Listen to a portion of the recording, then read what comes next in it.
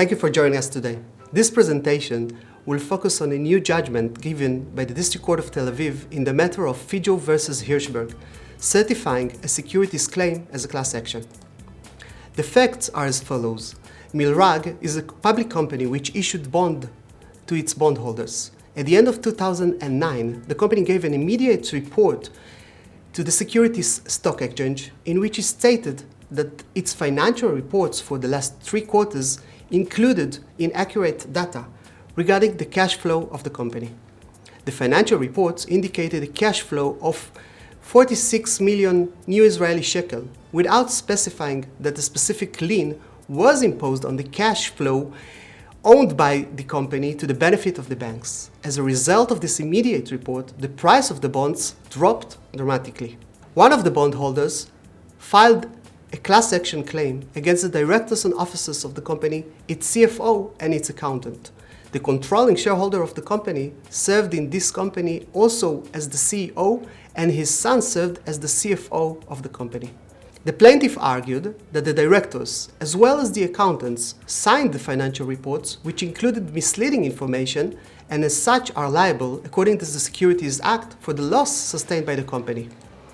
The court ruled that at the certification stage, the plaintiff should prove that there is a reasonable possibility that the class action would be accepted, and as such, the plaintiff needs to show that the financial reports included material misleading information which have causal connection to the damage sustained by the bondholders.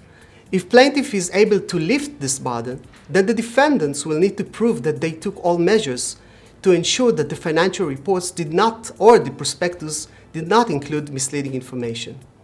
The court determined that the mistake included in the financial reports as to the cash flow was material. A reasonable investor would consider the cash flow clause as material to his decision whether or not to purchase the bonds. The court relied inter alia on the decision of the Securities Exchange Commission to impose a civil sanction on the company pursuant to the disclosure of the mistake in the financial reports.